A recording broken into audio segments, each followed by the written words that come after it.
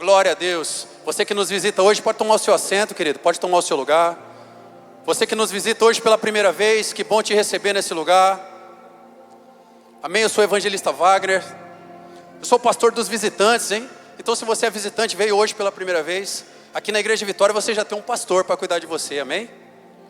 Então que bom que você está aqui. Seja muito bem-vindo. Em nome de Jesus. Tem alguém feliz nesse lugar? Glória a Deus.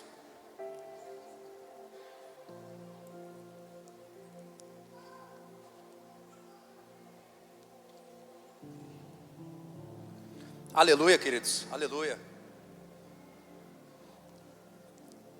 Me desculpa, já vou pedindo desculpa se a pregação for um pouco objetiva demais.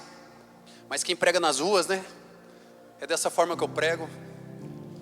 Então, eu tenho algo do Senhor que o Senhor vem queimando no meu coração nesses dias. E eu gostaria de compartilhar com vocês. Então, não sei se é um sermão, o que é, mas é algo que o Senhor tem tocado no meu coração nesses dias. E para que você possa entender um pouquinho de onde eu comecei a fluir nessa mensagem, o Senhor deixou para a gente uma literatura, amém? O Senhor deixou uma Bíblia para a gente, que é um manual, é uma literatura, onde o crente pode ser feliz, amém? Pode se expressar, pode ser feliz, amém? Mas o crente precisa ler também, amém? Então, para você entender um pouquinho dessa palavra aqui, ou você que gosta de navegar um pouquinho nas leituras aí, basicamente eu usei alguns livros, fora a Bíblia aqui para escrever um pouquinho. Então eu queria compartilhar 3 livros com vocês, você que gosta de ler, para que você faça a leitura depois, para ter uma base nesse texto. O primeiro livro chama Uma Igreja Chamada Tov, T-O-V, é do Scott McKnight. É um livro bacana para você que veio de alguma visão, algum modelo, né? Às vezes você precisa de uma forma diferente de enxergar a palavra. Esse livro vai te ajudar nisso, né? Esse livro vai te trazer um direcionamento diferente a respeito da palavra e vai tirar alguns conceitos que a gente traz, né? O segundo livro é O Conhecimento do Santo, que é de A.W. Tozer. É um livro, basicamente, é o que eu mais usei para escrever. E o terceiro livro é de um brasileiro, é o Next Level do Theo Hayashi. Então, assim, se você gosta de leitura, esses 3 livros, basicamente, é o que eu usei aqui para escrever com a palavra do Senhor, amém? Então, se você tem fome de conhecer a Deus, você precisa ler a Bíblia, amém? Senão a sua fé cristã é vazia, sua vida cristã vai ser vazia. Você precisa ler a palavra do Senhor. Então, você que trouxe a sua Bíblia aí, se você não trouxe, vai aparecer no telão. Vamos abrir lá em João, segundo escreveu João, no capítulo 17.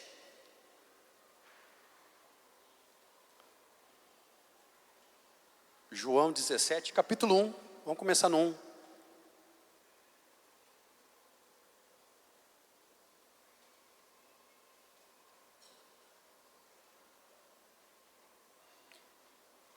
Bem, acho que eu vou ler ali, vai ser melhor. Depois de dizer todas essas coisas, Jesus olhou para o céu e orou: Pai, chegou a hora, glorifica teu filho para que ele te glorifique. Pois tu lhe deste autoridade sobre toda a humanidade. Ele concede vida eterna a cada um daqueles aquele que lhe deste. E a vida eterna é isto: conhecer a ti, o único Deus verdadeiro, e a Jesus Cristo, a quem enviaste ao mundo. Eu te glorifiquei aqui na terra, completando a obra que me deste para realizar. Vamos ler até o 5.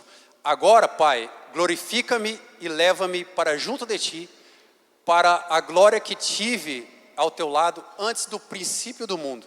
Querido, aqui Jesus, ele não está pregando no imersão, ele não está pregando num congresso, né? Ele não está pregando numa igreja.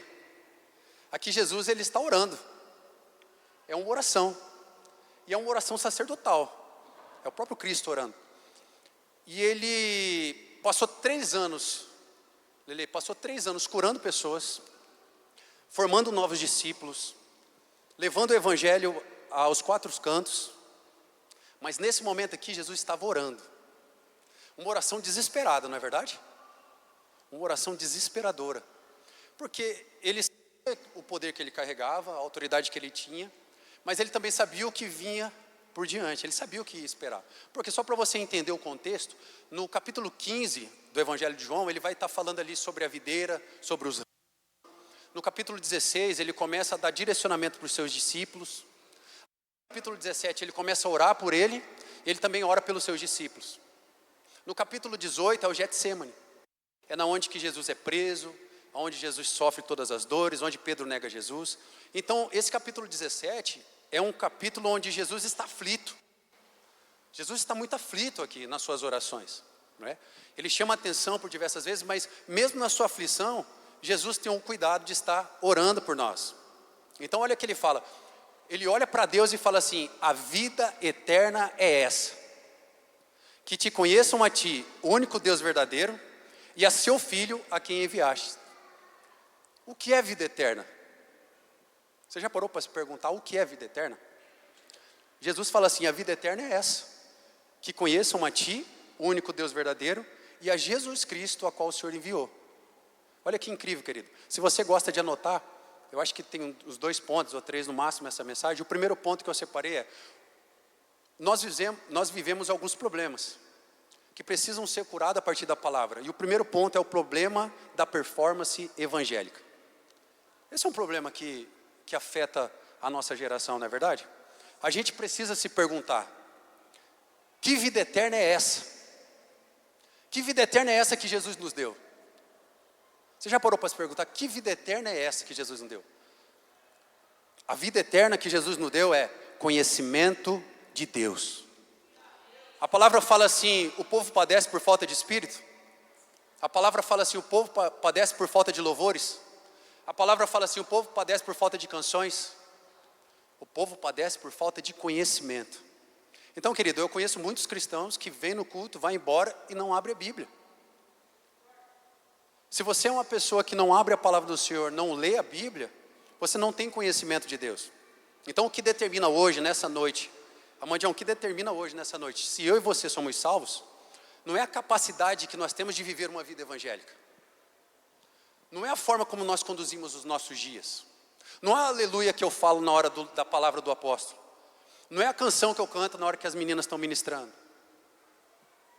O que determina se eu e você somos salvos é se realmente nós nascemos de novo e nós vivemos uma vida apoiada na graça pelo Espírito Santo, baseado em tudo aquilo que Jesus deixou para nós. Então, o que determina se eu vou ser salvo ou não, está relacionado a estarmos apoiados na obra redentiva de Cristo. E não nas nossas obras, e não naquilo que eu faço. Faz sentido para você isso? Então, quando eu olho para as minhas obras, quando eu olho para aquilo que eu faço, eu canto bem, eu prego bem, eu toco bem, eu tenho uma cave, eu sirvo em um time. Eu começo a me achar bom demais. Eu começo a me achar digno. Eu começo a me achar merecedor. Mas pelo contrário, as obras que você executa não te validam para que você entre no céu. Não está relacionado com o que você faz. Você pode servir, todo culto você está aqui, todo domingo você está aqui, toda quarta você está aqui, e ainda assim não te validar, porque não está relacionado com o que você faz. Não está relacionado com o que você executa, não é pelas suas mãos, é pela misericórdia dele. É por algo que Jesus já fez há mais de 2000 anos atrás. Então não é por merecimento, é por graça, mande. Não é pelo que você faz, é porque ele já fez. Amém? Faz sentido? Então acaba que a gente se torna especialistas em culto, não é verdade? A gente começa a dominar a liturgia do culto. E se o culto sai do trilho, daquilo que eu estou acostumado, isso já sai do meu controle. Por quê? Quem se recorda de um culto que o apóstolo ficou doente, foi para a Unimed, e na hora ele falou assim: Guina, prega uma palavra lá para mim. Beleza, quando eu cheguei aqui, daí já tivemos outro direcionamento. Falou: não, vamos interceder, ninguém vai pregar nada. Nós vamos orar aqui pelo nosso apóstolo. Ele estava lá na Unimed, e começamos, cada líder foi orando, um culto. Algumas pessoas ficaram incomodadas: cadê a palavra? Não vai encher minha barriga?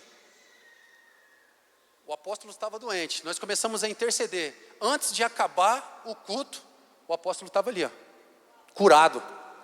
Ele subiu no altar e nos abençoou antes de ir embora. Então, querido, nós somos especialistas em liturgia, em culto, em consumir. E esse é o problema de alguns evangélicos. Essa habilidade de consumir. Eu converso com alguns evangélicos que começam a criticar os católicos. Ah, mas eles não são praticantes. Será que nós somos? Então você que é católico, seja muito bem-vindo aqui, tá? Na Igreja Vitória nós não falamos mal de outra igreja. Você é bem-vindo nesse lugar. Quando você não tiver a sua missa, você pode vir aqui congregar com a gente. Aqui na Igreja Vitória a gente não fala mal de nenhuma igreja. Vocês são bem-vindos aqui. Então o nosso coração, ele precisa estar disponível para aquilo que o Senhor tem. O coração precisa estar sedento. E esse é um problema que nós temos sofrido. Nós começamos a consumir demais. Se você começar a rolar o seu Instagram aí, você vai ver diversos teólogos formados em lugar nenhum, na internet, direcionando os pastores como eles devem conduzir o seu rebanho. Pessoas falando para o pastor, ó, você tem que discipular dessa forma. É assim que você precisa discipular, senão você não traz gente para a sua igreja. Trazendo estratégia humana para algo que não pertence ao homem, pertence a Deus. A igreja já vem antes do homem, antes das estratégias de linguística, antes da neurociência, antes de tudo, já existia a igreja. A igreja é de Deus, foi Deus que construiu. Então, essas pessoas começam a criar estratégias humanas para forçar alguém a ser mais fervoroso no espírito. Vocês estão aqui?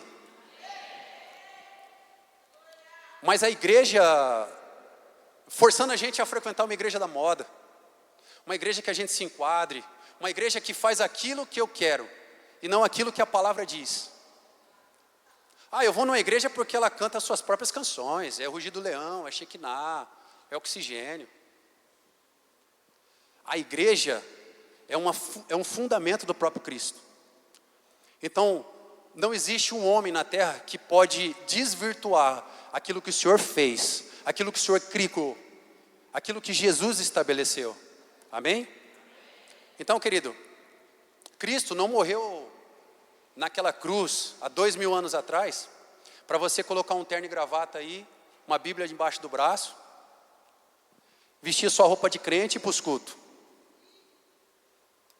Ele não morreu para que você virasse anjo. Foi por isso. Pelo contrário, foi por graça. Sabe qual é a verdade? A verdade é que todo mundo aqui só queria ir numa igreja comum, com pessoas comuns, com filhos comuns, está casado com uma mulher comum, com um marido comum, mas vivendo o sobrenatural do Senhor. Então a gente não precisa buscar ferramentas humanas para achar que isso vai levar o nosso coração mais para perto do Senhor. Pelo contrário, é muito simples, é a palavra. É o conhecimento. Eu me recordo de um texto que eu estava lendo esses dias, a respeito de Davi. A gente precisa ser descontrolado para buscar Deus. Como uma corça descontrolada. Jesus, ele resumiu a vida eterna como o homem precisa conhecer a Deus. E se você for buscar isso no hebraico, fala a respeito de você conhecer em experiência, em sentido, em sabor, em vida. É algo tão profundo.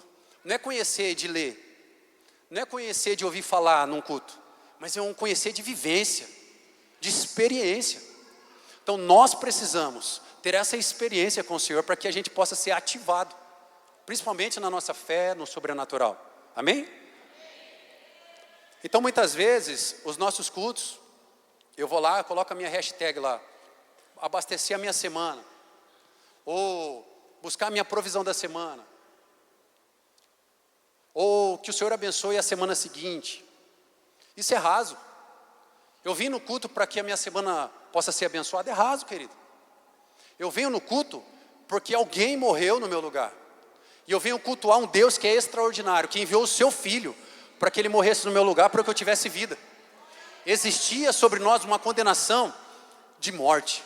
Mas não é só uma morte, é uma morte eterna, longe de Deus. Mas Jesus falou assim, não, deixa comigo.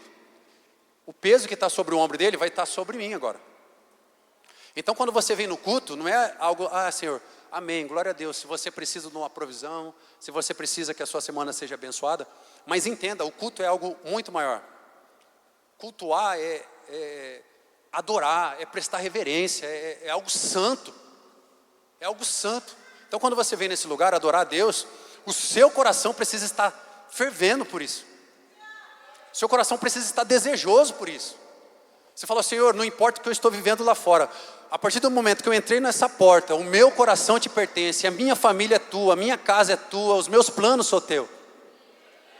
Você chegar com o coração sedento para buscar aquilo que o Senhor preparou. Então é dessa forma, querido. Não existia uma sentença de morte sobre nós. Uma sentença de eternidade longe de Cristo, longe de Deus. Mas Jesus, ele entrou no nosso lugar e tomou essa dor. E tomou essa sentença de morte. E hoje nós somos livres, amém? Você é livre, querido. As condenações que te prendiam não te prendem mais. As palavras que te prendiam não te prendem mais. Às vezes você acha assim, nossa, eu sou um erro, porque os meus pais viveram isso, os meus avós viveram isso, eu também vou viver. Não, você não vai viver.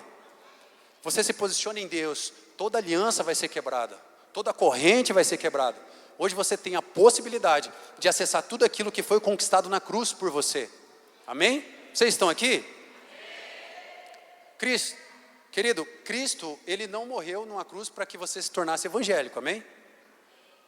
Amém? Cristo não morreu numa cruz para você se tornar evangélico, ou fazer parte de uma religião.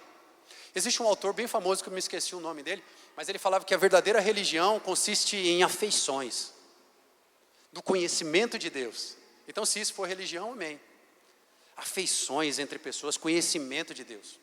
O cristão, ele precisa experimentar o desejo profundo de conhecer a Deus. Quem aqui nesse lugar hoje está com o coração sedento, desejoso de conhecer a Deus de verdade? Glória a Deus. Então existe um oceano de águas limpas para que a gente possa desfrutar. Mas muitas pessoas preferem tomar água com as mãos. Só um pouquinho. Jesus conquistou um oceano de águas limpas, mas algumas pessoas ficam lá bebendo aguinha com a mão, só um pouquinho. Não, me dá só o domingo, Léo. Não, me dá só o quarta-flow. Tá bom demais. E eu começo a viver no automático. Nós precisamos buscar uma vida profunda em Deus. Nós precisamos buscar uma vida profunda em Deus. Nós precisamos viver uma vida que eleve o Senhor Jesus nessa terra, que dê bom testemunho. Então a verdade é que muitas vezes nós nos achamos bons demais. Nós começamos a nos achar bom demais, não é verdade? À medida que os dias vão passando, eu tomei um confronto hoje, tão forte que a minha vontade hoje era só deitar nesse chão aqui e chorar. Eu tomei um confronto tão forte quinta-feira que eu pensei que eu não ia tomar hoje eu tomei. Então, às vezes a gente se acha bom demais, não é verdade? As nossas atitudes, porque eu não falto um culto, porque eu sirvo em um time, porque eu prego, porque eu canto, porque eu estou sempre presente. E eu começo a me achar bom. E é evidente que a gente viva isso, porque se eu começar a me comparar com o meu chefe, que é um cara que trai a esposa, que é um cara que engana, se eu comparar com aquela menina que trabalha comigo, que já casou 5, 6 vezes, se eu me comparar com aquele pai que bate na esposa, que bate nos filhos demasiadamente, é lógico que eu vou me achar um cara bom. Porque o meu padrão, a minha referência é alguém que não é cristão. Alguém que está no mundo. Então é fácil eu me achar um cara bom, não é verdade, Iago? Então se eu me comparar com quem está no mundo, eu vou me achar um cara bom. E é dessa forma que eu vou me afundando. Agora coloca a sua referência em Cristo. Coloca a sua referência em cristocêntrica, onde Cristo é a sua referência. Aí você vai se achar ruim. Aí você vai ver que você é um mau pai, você vai ver que você é um mau filho, um mau marido, um mau amigo, que você precisa melhorar. É dessa forma, querido. Então quando eu coloco o meu padrão em pessoas, é muito fácil, não é verdade? Quando eu coloco um padrão que não é o padrão de Cristo, eu começo a me achar bom demais. E é dessa forma que a gente vai vivendo no automático. E é dessa forma que eu não vivo experiências com o Senhor. E é dessa forma que eu vou colocando o Senhor de lado. Que eu vou me esquecendo das promessas. Que eu vou me esquecendo dos meus amigos, da minha família. Porque eu não tenho um ponto de referência. O nosso ponto de referência precisa ser Cristo. Nós precisamos buscar a Cristo desesperadamente. desesperadamente. Nós precisamos ter fome de Deus, nós precisamos estar apaixonados por Ele. Eu estava lendo a Bíblia ontem, e eu li coloca pra gente aí, Salmos 42. Eu estava lendo esse texto, e a Eloá estava do meu lado, e eu li a corça. Ela falou: papai, o que é corça? Eu falei: eita, eu falo corça toda vez, o que é corça? Daí eu pensei, corça para mim era um pássaro. Daí a gente foi pesquisar o que era corça. É um animal que parece ela falou, parece uma rena do Papai Noel. A corça, ela parece uma rena, né? Só que ela é do deserto. E olha que o salmista diz, cara.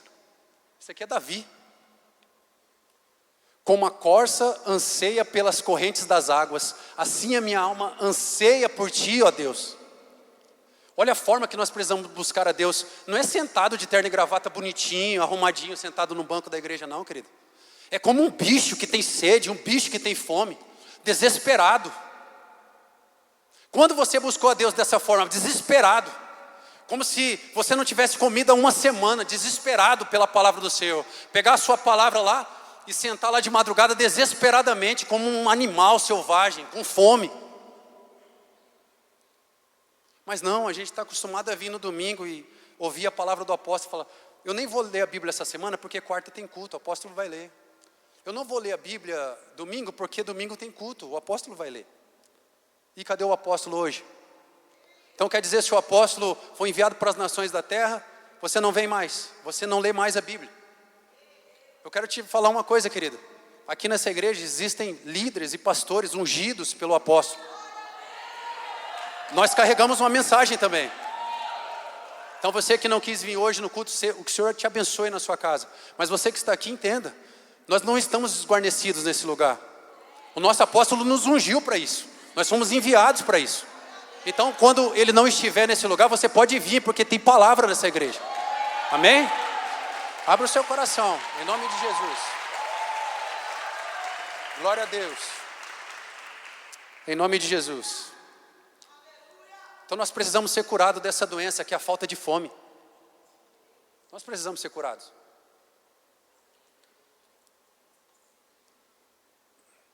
Aí principalmente você que é crente antigo pode falar para mim assim: ah, mas Wagner, isso aí é para gente nova, que acabou de chegar na igreja. Ou você que chegou agora e fala: não, isso aí é para crente velho, que já está faz tempo. A gente sempre tem uma desculpa, não é verdade? Nós precisamos estar apaixonados por Jesus. E se você pensa dessa forma, me desculpa, querido, você está errado. Com todo respeito, você está errado. Se você pensa dessa forma: ah, isso é para crente novo, ou isso é para crente velho, você está errado. Nós precisamos nos perguntar: que vida eterna é essa? Que vida eterna é essa que Jesus nos deu? Você já parou para se perguntar: que vida eterna é essa que Jesus te prometeu? Jesus não fala que a vida eterna é a quantidade de dias que você vai viver. Jesus não está falando: ó, vida eterna é a quantidade de dias, viver para sempre. Não é uma cura que você precisa, não é um milagre que você precisa. A vida eterna é o conhecimento de Deus. Isso é vida eterna. A palavra do Senhor está dizendo isso. Vida eterna não é a quantidade de dias que você vai viver, mas é o conhecimento de Deus. Irmãos, a boa notícia do Evangelho é que por causa de Cristo, hoje, o homem pode conhecer a Deus. Você pode conhecer a Deus. Então eu não sei o que estava te impedindo de conhecer o Senhor Jesus, mas essa noite você vai conhecer a Jesus nesse lugar, amém? Se tem alguém que estava distante, essa noite você vai voltar para os caminhos do Senhor. Se tem alguém que não conhece ainda, essa é a noite que você vai conhecer a Jesus nesse lugar. Amém, queridos? Então, através de Cristo, nós podemos nos apresentar diante de Deus e dizer: Pai, eu estou aqui por causa de Cristo. Você vai poder chegar diante de Deus e falar assim: Pai, eu estou aqui por causa de Cristo. E o segundo ponto, você vai chegar assim: que Deus é esse? Que Deus é esse? Você sabia que Deus, ele é uma família? Deus não sente falta de nada. Deus não sente falta de nada. Deus, que Deus é esse que a vida eterna é conhecer a Ele? Você já parou para se perguntar? A palavra fala que Ele é o Pai da eternidade, né? Então agora, que vida eterna é essa? Conhecimento de Deus. E que Deus é esse? Conhecer a Ele. O nosso Deus, Ele é poderoso. O Senhor Deus, Ele é como um abismo profundo que quanto mais você começa a navegar, buscar, você não encontra o fundo. Você começa a afundar e não encontra o fundo. Ele é como uma plenitude que te esvazia por completo. Ele é como um pão que te dá mais fome. Ele é como uma água que te dá mais sede. Quanto mais você busca Jesus, quanto mais você busca Deus, mais você quer. Nunca se esgota, é um conhecimento inesgotável. É uma plenitude que te esvazia por completo. Quando você acha que sabe, você não sabe. Quando você acha que é, você não é. Quando você acha que já chegou, você ainda está longe de chegar. O que eu mais quero nessa noite é me arrepender, querido. Eu só quero me arrepender nessa noite. Que o Senhor ative meu coração com lágrimas de arrependimento. Que Ele ative o meu espírito com verdade. Esse conhecimento de Deus é algo tão poderoso. Deus, Ele não sente falta de nada. Não existia um momento que Deus estava vazio de si mesmo. Será que existia um momento na terra em que Cristo estava vazio? Não. Será que Deus Pai, Jesus e o Espírito Santo, que é uma família, uma comunidade de si, pleno em si, completo em si mesmo, Ele chegou um momento e falou assim: eu estou tão sozinho, eu vou criar a terra, vou criar o homem e a mulher para me relacionar com eles porque eu estou só. Pelo contrário, não existiu um dia em que Deus estava vazio, não existe um dia em que Ele sentiu falta de algo. Ele é completo em si. Deus é uma família de si mesmo. Ele é uma família. Desde antes da eternidade, já existe uma realidade onde o Pai, Ele olha para o Filho olha para o Pai, e o Espírito Santo une os dois com o Espírito de amor, trazendo uma plenitude verdadeira. Essa é a realidade. Esse é o santo que a gente adora. Esse é um Deus poderoso. O Deus que nós fomos chamados para conhecer, Ele é uma família. E por ser uma família, Ele não aprova relacionamentos rasos. Ele não aprova. Ele aprova relacionamentos genuínos. Ele aprova relacionamentos em afeições verdadeiras, genuínas. Mas pelo contrário, nós criamos algumas comunidades dentro da própria igreja que começa a rotular a igreja de uma franquia, um modelo de negócio de sucesso. Por que a igreja é chamada para ser uma família, Isa? Porque Deus é família. Essa é a realidade. Você não vai conseguir ser profundo, Lelê, com as 1000 pessoas dessa igreja. É claro, é impossível você administrar isso. Mas você pode ser profundo na sua cave. Você pode ser profundo com a sua esposa. Você pode ser profundo com o seu time. Você pode ser profundo com os seus amigos, no seu trabalho. Mas muitos não querem mais relacionamento. Não querem mais profundidade. Porque se feriram, se magoaram, se entristeceram. Às vezes você veio de uma igreja que te machucou muito. Daí você chega hoje na igreja Vitória e você fala: quero ouvir a palavra, deu 21 horas, termina, quero ir embora. Deus é uma família, querido. Você precisa se envolver nessa família. Essa comunidade, ela está de portas abertas, de braços abertos para te receber.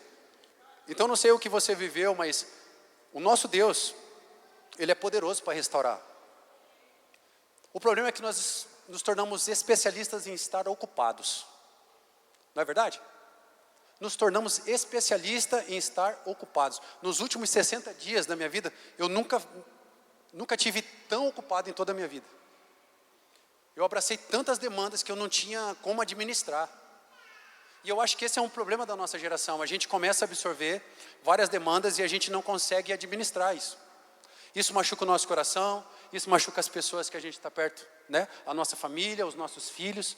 A gente começa a machucar as pessoas. Se a gente não cuidar do nosso coração, nós começamos a tratar a igreja como um negócio de sucesso, como uma empresa de sucesso. Se a gente não cuidar do nosso coração. Mas Cristo não está nesse modelo. Cristo está no modelo de igreja que é família. E Ele é poderoso. Você precisa entender o sacrifício que Cristo fez. Vamos fazer um teatro, vou aproveitar que o apóstolo não está. Vem Iago e Isa. Vem, Léo, você. Vem, Léo. Vem você também. Vamos ver quem mais. Vem, mano, vocês dois, vem. Iago e Isa ficam daquele lado lá. Então o Léo fica aqui. Vem, Bruno, vem, Bruno. Teatro de rua, hein? Teatro de rua. Evangelista de rua.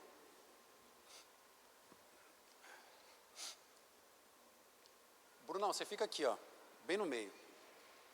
O Bruno vai ser a cruz. Abre pra gente aí na mídia, João 17, 20 e 21. 17 e 20.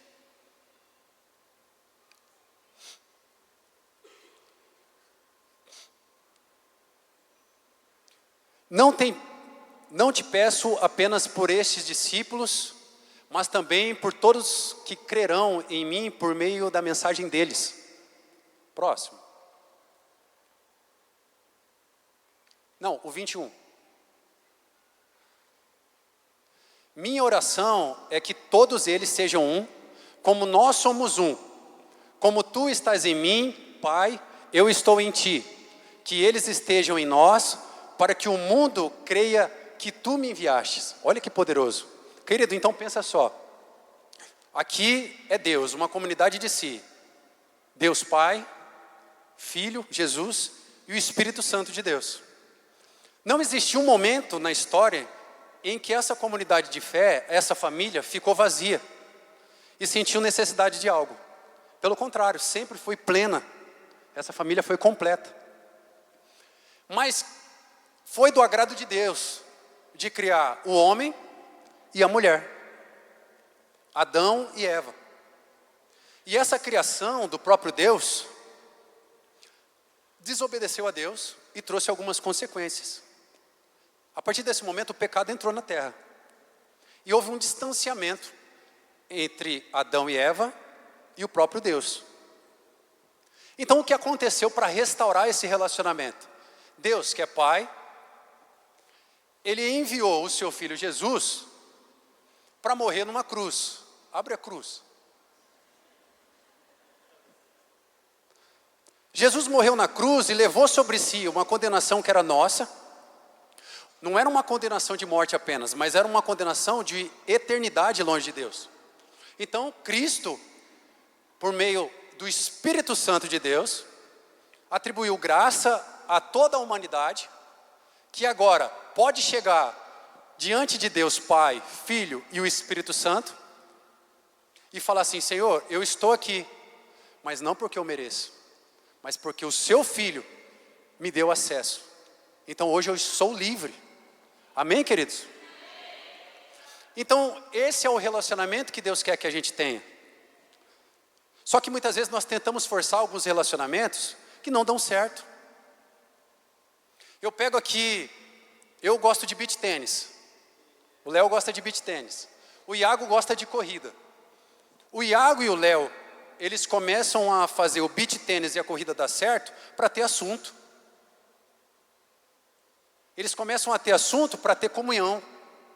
Só que quando o assunto acaba, a comunhão também vai acabar. Então esse relacionamento falido não é um relacionamento que Deus quer. Ele quer um relacionamento genuíno, não por interesse.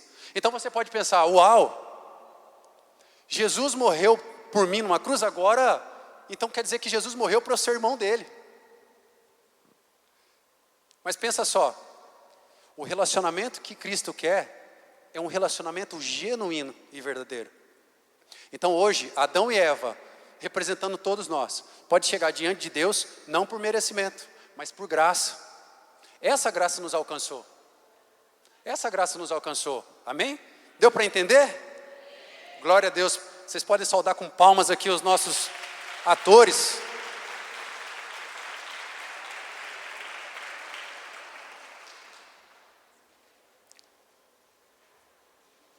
Então nós fomos chamados a ser um com Cristo. não pelo esforço humano, mas por nos submetermos à obra da cruz. Amém? Eu já estou indo para o final da mensagem aqui, já vou acabar. A mensagem é curta, é essa. Abra para a gente João 17, lá no versículo 24. A banda já pode subir.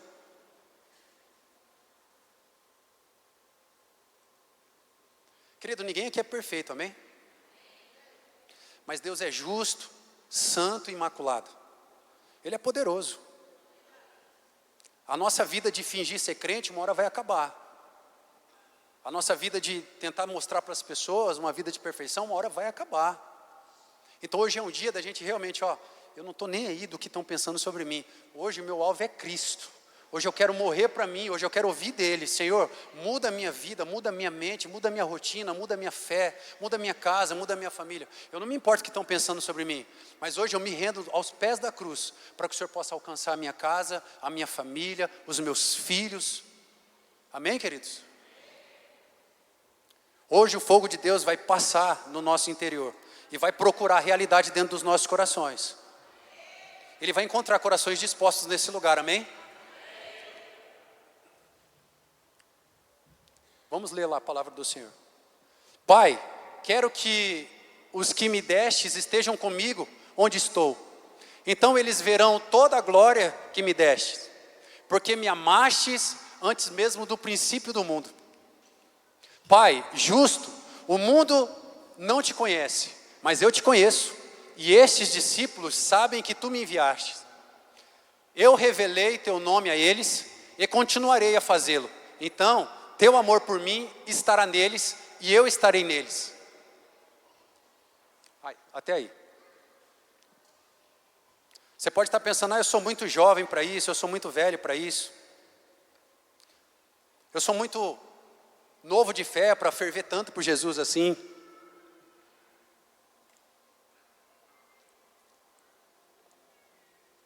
Mas existia um homem chamado Billy Graham, querido. Quando ele tinha por volta de seus 90 anos, um pastor antigo, batizou mais de 1 milhão de pessoas, pregou em mais de 180 países. Perguntaram para Billy Graham quando ele estava velhinho, no seu leito de morte lá quase. Falou, Billy, o que você faria diferente na sua vida? Sabe o que ele respondeu? Eu teria lido mais a Bíblia. Billy Graham. Billy, o que você faria diferente na sua vida? 90 anos, um pastor extraordinário. Ele era conselheiro de presidentes dos Estados Unidos. Billy, o que você faria diferente? Eu teria buscado mais a Jesus. Eu teria buscado mais a Deus. Isso precisa mexer com os nossos corações nessa noite, querido. Isso precisa mexer com o seu coração nessa noite. Um homem tão velhinho, viveu a sua vida pelo Senhor Jesus e falava assim, eu teria lido mais a Bíblia. Cristo falava assim, a minha vontade é que onde eu estiver, eles estejam comigo. Cristo falou isso. Onde eu estiver, que eles, nós estejamos com Ele.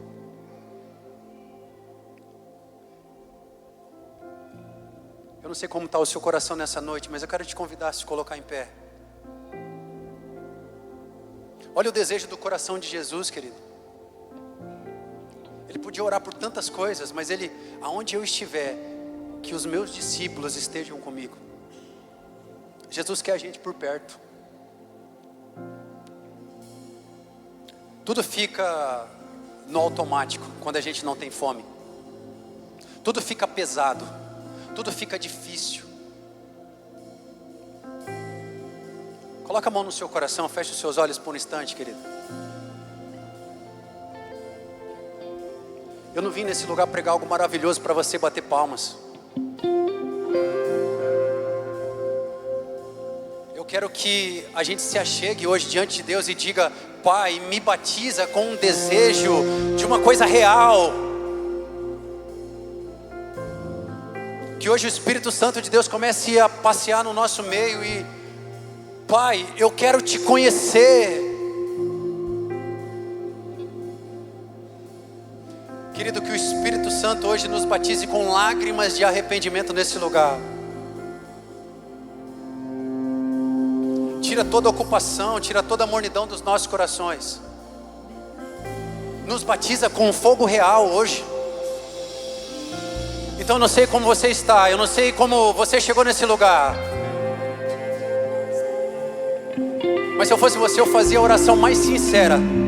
Não com palavras bonitas, não com oração pronta, mas algo real, algo genuíno e verdadeiro.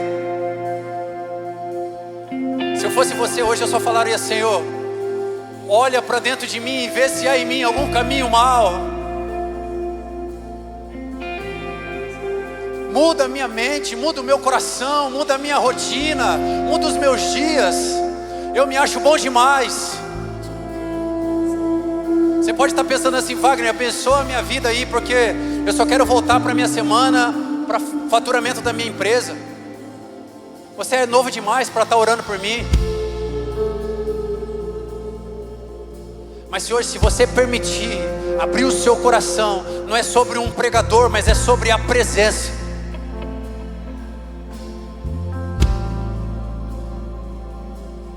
Comece a ativar um santo desespero no seu coração e falar assim: eu preciso descobrir quem Deus é. Se você tem esse desejo no seu coração, levante as suas mãos.